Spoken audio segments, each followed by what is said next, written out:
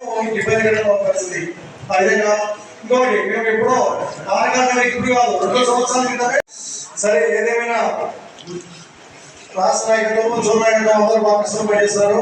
అదేవిధంగా మేము కూడా చూస్తామని ఈ అవకాశం ఇచ్చిన అధ్యక్షుడికి నమస్కారం.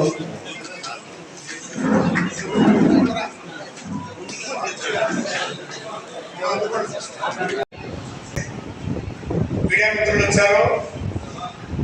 మనం చేసే కార్యక్రమాలు కానీ మన డిబేట్స్ కానీ మీకు గుర్తుందో లేదో, గతంలో 43% ట్రీట్మెంట్ మనకు వచ్చినప్పుడు కూడా మీడియా చాలా కీలకమైన పాత్ర చూసింది.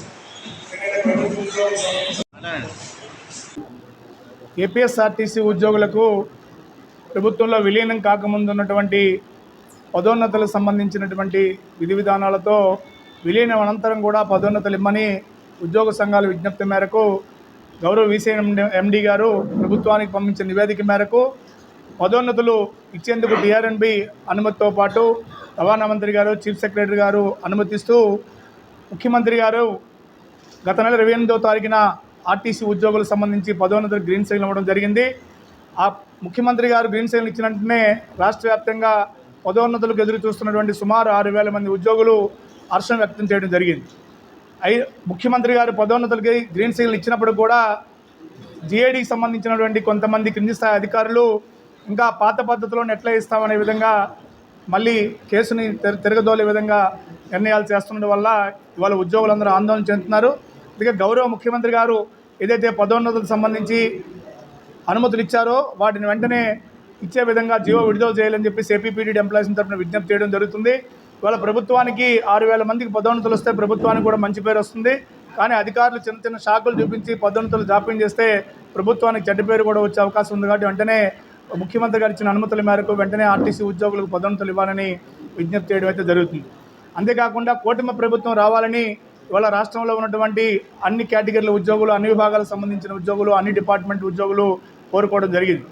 కూటమి ప్రభుత్వం వస్తే గతంలో జరిగినటువంటి పీఆర్సీలో జరిగిన ఇబ్బందులు తొలగించడంతో పాటు రివర్స్ పీఆర్సీలో న్యాయం జరుగుతుందని, అలాగే గత ప్రభుత్వం పెట్టినటువంటి 25,000 కోట్ల బకాయిలను కూడా చెల్లిస్తుందని ఎంతో ఆశగా ఎదురుచూడడం జరిగింది.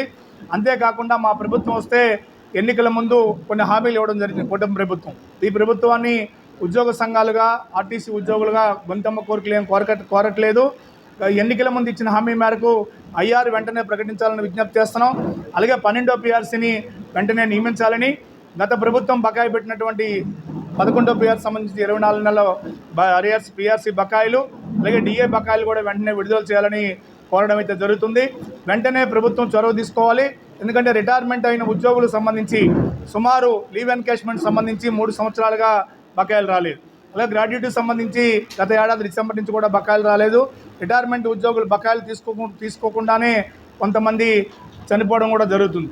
అందుకని ప్రభుత్వం వెంటనే చొరవ తీసుకొని గత ప్రభుత్వం ఉన్న హామీలను, ఆ బకాయిలను వెంటనే విడుదల చేయడమే కాకుండా ఎన్నికల ముందు ఇచ్చినటువంటి హామీలను వెంటనే నెరవేర్చాలని, ఆర్టీసీ ఉద్యోగులకు సంబంధించి పదోన్నతులు కూడా వెంటనే ఇవ్వాలని చెప్పేసి ఏపీపీటీడీ ఎంప్లాయీస్గా విజ్ఞప్తి చేయడం అయితే జరుగుతుంది. వాళ్ళ రాష్ట్ర వ్యాప్తంగా కూడా ఆర్టీసీ ఉద్యోగులకు సంబంధించినటువంటి సమస్యల పట్ల శ్రీశక్తి పథకం ప్రభుత్వం అమలు చేసింది. ఆ శ్రీశక్తి పథకాన్ని విజయవంతం చేయడం కోసం ఆర్టీసీ ఎంప్లాయీస్గా పూర్తి మద్దతు తెలియజేస్తూ ఆ స్కీమ్ విజయవంతం కావాలని మేము కోరుకుంటున్నాం.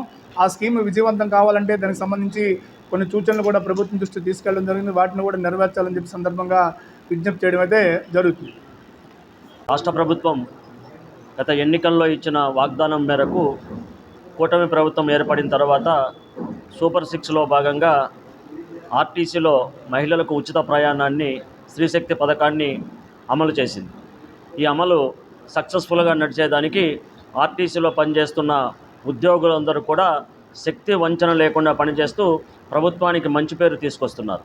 ఈ తరుణంలో ఈ స్త్రీశక్తి పథకము అమలులో కలుగుతున్న ఇబ్బందులను గతంలోనే, అంటే ఇంప్లిమెంటేషన్ కాకముందే అటు ప్రభుత్వానికి, యాజమాన్యానికి ఆర్టీసీ ఎంప్లాయీస్గా తెలియజేశాం.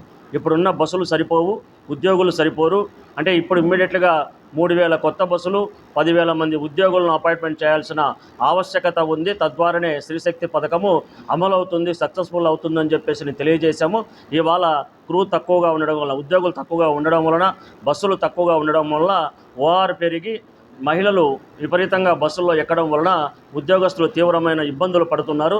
దీన్ని వెంటనే ప్రభుత్వం చొరవ తీసుకొని ఆర్టీసీకి 3,000 కొత్త బస్సులను 10,000 మంది ఉద్యోగస్తులను రిక్రూట్మెంట్ చేయటకు చర్యలు తీసుకోవాలని చెప్పేసి ఈ సందర్భంగా విజ్ఞప్తి చేస్తున్నాము. అదేవిధంగా ఈ ప్రభుత్వం వచ్చినప్పటి నుంచి కూడా ఎలక్ట్రికల్ బస్సులు తీసుకొస్తాం ఆర్టీసీలో అని చెప్పేసి తెలియజేస్తున్నారు. ప్రెస్ మీట్ల ద్వారా తెలియజేస్తున్నారు. ఎలక్ట్రికల్ బస్సులు తీసుకురావడంలో ఆర్టీసీ ఎంప్లాయీస్ యూనియన్గా దీనికి ఏం వ్యతిరేకం కాదు, దీన్ని ఆహ్వానిస్తూనే, కానీ ఎలక్ట్రికల్ బస్సులను ఆర్టీసీని నిర్వహించే విధంగా ఈ రాష్ట్ర ప్రభుత్వం చేపట్టాలని చెప్పేసి ఈ సందర్భంగా విజ్ఞప్తి చేస్తున్నాం. ఎందుకంటే ఇప్పటికే ఆర్టీసీలో 4,000 అద్దె బస్సులు ఉన్నాయి. అది ప్రైవేటు వారు నిర్వహణ చేస్తున్నారు. ఎలక్ట్రికల్ బస్సులు కూడా ఇప్పటి వరకు వచ్చిన ఎలక్ట్రికల్ బస్సులు కూడా ప్రైవేటు వాళ్ళ నిర్వహణ వల్ల పూర్తిగా ఆర్టీసీ ప్రైవేటు పరమయ్యే పరిస్థితులు ఉన్నాయి. కాబట్టి ఏదైతే ప్రభుత్వము ఎలక్ట్రికల్ బస్సులను ప్రవేశపెట్టాలనుకుంటుందో ఆ ఎలక్ట్రికల్ బస్సులన్నింటినీ కూడా RTC driver, RTC conductor, RTC maintenance staff ద్వారా మెయింటైన్ జరిగే విధంగా చర్యలు తీసుకోవాలని చెప్పేసి ఏపీపీటీసీ ఎంప్లాయీస్ను కోరుతుంది.